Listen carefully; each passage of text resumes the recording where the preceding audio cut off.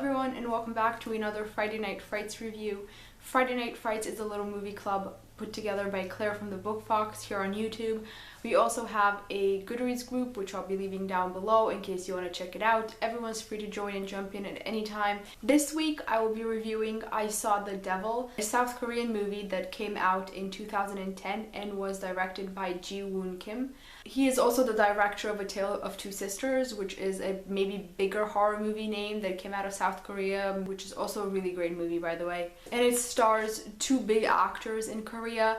The first one being Min-sik Choi, who you might know from Oldboy, and the other one is Byung-hun Lee, who was the lead in the drama series Iris. They are both really big names in Korea, and they're both amazing actors, and the performances that they have in this movie are stellar. Before I go into what the movie's about, I do want to say that I have seen this movie before Friday Night Frights. I was the one who suggested it because I had absolutely adored it about 4 or 5 years ago, and I thought that it would be a really good movie to get other people to see in case they hadn't. I would also like to say that this is again a movie that I think it's best to not know what it is about. The first time around I saw it, I was on a South Korean movie binge, and I remember I was blown away by this movie. I really could not predict anything. So I highly suggest that you watch it without watching this review.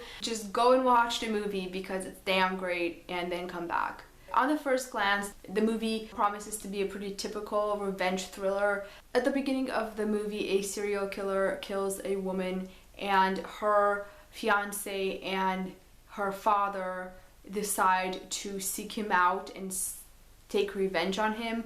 The fiance is actually a secret agent in Korea, and her father used to be the chief of police, so they pretty much have all the tools to track all the suspects down and get to this man. And that's pretty much at the first glance what this movie is about, but it does take it a lot further. It takes the theme of revenge a step further and explores the nature of revenge and what revenge brings with it. And of course there's the question of, while taking revenge on a monster, do you become a monster yourself? The cinematography and the way the movie's put together, the music, the camera angles, everything is just so beautiful. I can't say I loved the violence in the movie, but I do think that it wasn't just for the shock value. It served the purpose of creating the characters and shaping them, and there's definitely a lot of scenes that made me wince. There's scenes that gave me goosebumps, but they all served the purpose of creating this really well-crafted movie.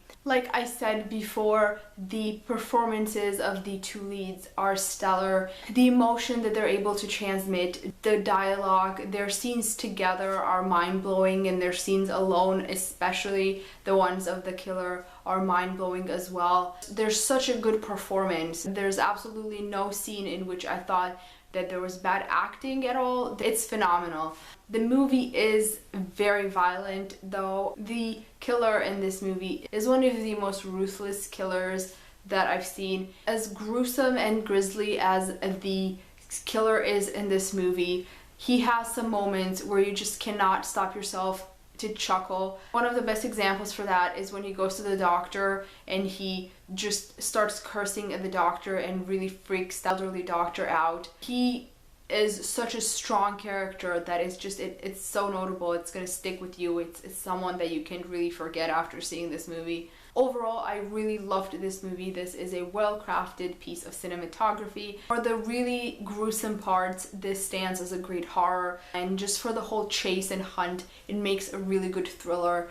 And I think this is a great movie, and everything about it is just great. I just really loved it. I'm really happy I got the chance to rewatch it, and I really highly recommend that you watch it if you haven't seen it.